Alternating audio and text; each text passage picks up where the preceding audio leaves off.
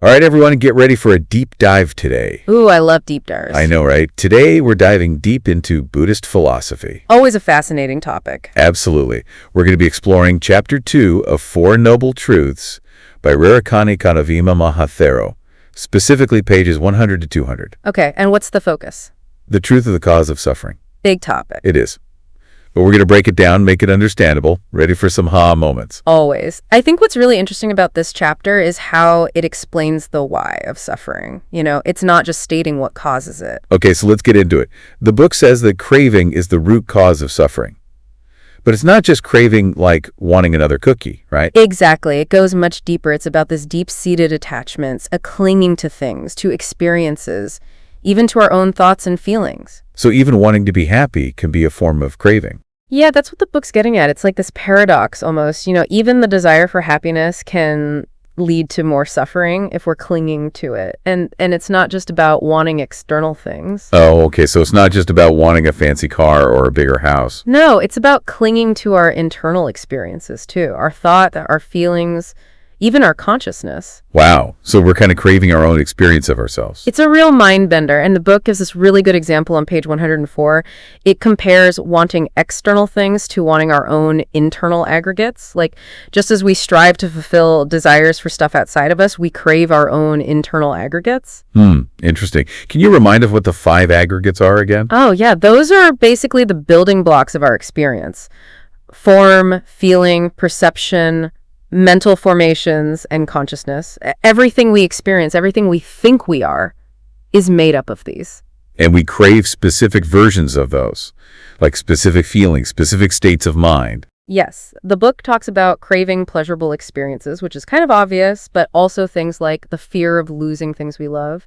Even the basic desire for food and shelter is rooted in craving. It's on page 101, 96, and 110. Wow, so this craving thing, it's everywhere. It is pervasive. And it's powerful. The book uses this analogy of fire and smoke on page 123 to illustrate the relationship between craving and suffering. Oh, what's the analogy? It says, just as smoke is produced by fire, craving leads to the arising of future suffering. So craving is the fire, and suffering is the smoke. That's powerful imagery. It really makes you think about how we're actively creating our own suffering through our constant craving. Okay, I can see that. But this craving thing, it doesn't just affect us in this life, right? The book also links it to the cycle of rebirth, samsara. Right, exactly. The craving we experience now actually creates the conditions for our future rebirths. It shapes our future existence, circumstances we're born into, and even things like our gender in the next life. It's on pages 119, 120, and 122. Wait, it can determine our gender? That's wild. It's pretty amazing, right? But it kind of makes sense when you think about how our actions, driven by craving, create karma, which then influences our future lives. So it's like this never-ending cycle, with craving as the engine driving it all forward. That's a good way to put it, and the book emphasizes that it's not some external force or deity that's ultimately responsible for our suffering. It's our own craving. This really challenges a lot of common assumptions about why we suffer. I'm starting to see how understanding this truth of the cause of suffering could be really empowering. We have a lot more agency than we realize. Absolutely. We're not just passive victims of fate. We're actively creating our reality through our cravings. But hold on, can we go back to those 5 aggregates for a second? You mentioned that craving creates the illusion of a separate self. Can you explain that a bit more? Sure. The book on page 127 explains how this craving, this focus on I and mine, leads to a sense of separation between ourselves and the world. Like we're building walls around ourselves with our cravings, constantly reinforcing the idea of a separate me that needs to be satisfied. So we're clinging to this idea of a separate self, and that's what keeps us trapped in the cycle of suffering. That's the idea. It's like we're chasing a mirage, constantly seeking satisfaction in things that can never truly fulfill us. Wow, it makes you think about how much energy we waste trying to protect and satisfy this me that might not even be real. That's exactly it, and that's why understanding craving is so important. It's not about feeling guilty or ashamed of our desires. It's about recognizing their true nature and learning to let go. Okay, so how do we actually start to let go of these cravings? It's a process, for sure, and that's something we'll explore further as we dive into the other noble truths. But the first step is awareness. Awareness of what? Awareness of our cravings, how they operate, how they influence our actions and choices. So it's about becoming more mindful, more present, more aware of those subtle urges and impulses that drive our behavior. Exactly. That awareness is the key to making different choices. Okay, this is a lot to think about. It is, and it all connects to the bigger picture, the whole point of the Four Noble Truths. Right, which is... Well, this truth of the cause of suffering sets the stage for the next noble truth, the truth of the cessation of suffering. Ah, yes. The good news. There is a way out of this cycle of craving and suffering. Absolutely, and the book does a great job of showing us how understanding the cause leads directly to the possibility of its cessation. So if craving is the fire, like we talked about earlier, figuring out how to put out the fire leads to no more smoke, no more suffering. You got it. It's about recognizing craving as the root of the problem, not some external force or even fate. This is making me really want to dive into that next chapter. But before we move on, is there anything else we can take away from this chapter about how to start shifting our relationship with craving? What's really cool about this chapter is that it doesn't just talk about craving theoretically. It gives us some practical tools, too.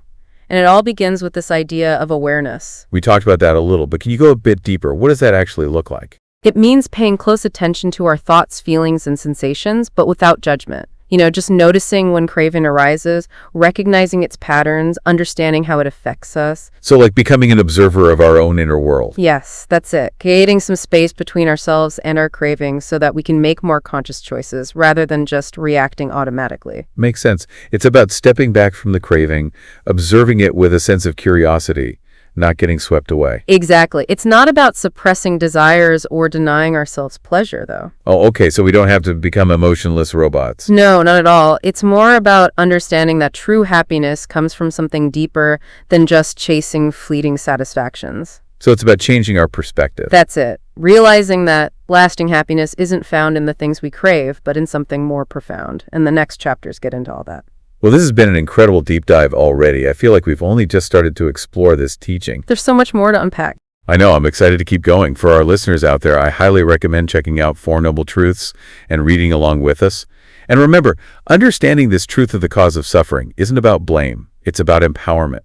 It's about recognizing that we have the power to break free from suffering and create a life filled with peace and fulfillment. I completely agree. It's a journey worth taking. It is. And we'll continue this exploration in the next part of our deep dive, where we'll delve into the truth of the cessation of suffering. Stay tuned. Can't wait. It's really like discovering this hidden code running in the background, and now we have the chance to change it, rewrite it even. I like that. It makes it feel less overwhelming, like we can actually, do something about it. But before we go too far, there was something else about craving in this chapter that I thought was really interesting. On page 127, where it talks about craving affecting us physically. Not just mentally and emotionally, but like physically. Yeah, that's important. It shows how connected our minds and bodies are.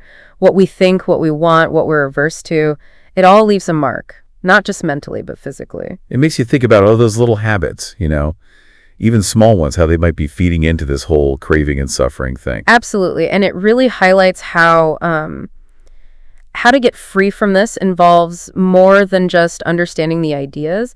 It's also about paying attention to our cravings in our own lives. So we got to become like craving detectives. I like that. Pay attention to those little urges and impulses that we usually ignore or just give into without thinking. Yeah. And that's where mindfulness comes in. Observing our cravings without judgment, seeing them come and go without getting caught up in them. This is starting to sound like serious inner work. It is, but it's all connected to the bigger picture, the whole point of the Four Noble Truths. Right. So how does it all connect? Well, the truth of the cause of suffering, which we've been talking about, leads to the next noble truth, the truth of the cessation of suffering. That's the good part, right? There's a way out of this whole mess of craving and suffering. Exactly. And the book is so brilliant because it shows how understanding the cause actually leads to the possibility of stopping the suffering. Okay, I'm with you. So if craving is the fire, like we talked about, then putting out the fire means no more smoke, no more suffering. That's the path the Buddha laid out. It's recognizing that the problem is craving, not some outside force or even fate. So it's not about becoming like, emotionless robots. No, not at all. Okay, good. It's more about understanding how to relate to our cravings in a new way, a way that doesn't just create more suffering. Okay, so how do we do that? That's where the other noble truths come in. They give us a way to do just that. I am really curious to get to that next chapter, to dive into the truth of the cessation of suffering. It feels like we've just opened the door to a whole new way of looking at things. It is a new way of seeing things. And it can be so freeing. It's about realizing we have more control than we think. And that we're not alone on this journey. The book makes it clear that this is open to everyone, no matter what. Yes, absolutely. It's not about having special powers or being some kind of elite person. It's about developing wisdom and compassion and mindfulness in our lives. So even if we feel overwhelmed by our cravings, there's still hope. We can learn to break free from them and create a more peaceful and fulfilling life. That's the message of hope at the heart of the Four Noble Truths. It's not about being stuck in despair, but about empowering ourselves to move beyond it. This has been a really interesting deep dive so far, and I think it's giving our listeners a lot to think about. It's definitely given me a new perspective on craving. It's a powerful concept, and I hope that our listeners will want to keep exploring the Four Noble Truths and find their own way of freedom from suffering. Before we wrap up this part, I want to encourage everyone to get their copy of Four Noble Truths and check out that next chapter about the truth of the cessation of suffering.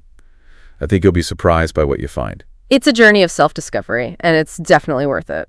All right, let's take a quick break, and then we'll be back for the final part of our deep dive.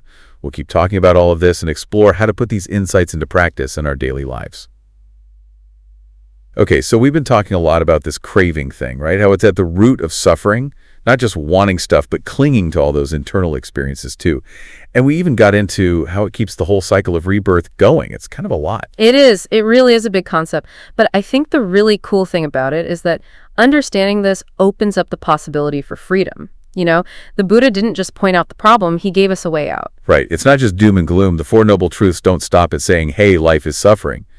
They actually offer a path to get free from it. That's exactly it. That's what makes these teachings so powerful. It's not about just accepting suffering. It's about recognizing that we can change our experience. Okay, but how? We know craving is the problem. But how do we actually, dismantle this whole system? Well, that's where the last two noble truths come in. The truth of the cessation of suffering and the truth of the path to the cessation of suffering. And the book, it gets into all of that in the next chapters. It's pretty amazing stuff. I'm definitely going to be reading those chapters. But before we wrap up today, is there anything else from this chapter that could help us, start changing our relationship with craving? Well, this chapter is great because it doesn't just explain suffering in some abstract way. It actually points us towards what we can do to find more peace and freedom in our lives. And it all starts with awareness. We've mentioned awareness a few times already, but can you break that down a little more? What does that actually look like in practice? It means paying attention. Paying attention to our thoughts, our feelings, and our sensations, but without judging them. Just noticing when craving pops up, seeing the patterns, and how it affects our actions and choices. So it's like being a mindful observer of what's going on inside us. Exactly. It's about creating space between us and our cravings so that we can make choices instead of just reacting automatically. That makes sense. So instead of being totally swept away by a craving, we step back, observe it, kind of with curiosity. Not get all caught up in it. That's it. And it's not about suppressing our desires or trying to be totally emotionless. Okay, good. Because that sounds pretty impossible. Right. It's more about realizing that true happiness doesn't come from constantly chasing those fleeting satisfactions. So it's about shifting our perspective, realizing that real happiness comes from somewhere else, something deeper. That's a great way to put it. And that's what the next chapters get into. They actually give us some ways to cultivate the kind of deep inner peace, that freedom from suffering. This has been an amazing deep dive, and I feel like we've just scratched the surface of all this, and I'm excited to keep learning more. Me too. It's a journey that can really change our lives. It really can. And for everyone listening, I hope you'll join us. Pick up a copy of Four Noble Truths and keep exploring these ideas with us. And remember, understanding the truth of the cause of suffering isn't about blaming ourselves. It's about empowerment. It's about realizing that we have the power to break free from suffering and create a life full of peace, joy, and true fulfillment. Keep seeking, keep asking questions, and keep diving deep into the world of knowledge. We'll see you next time.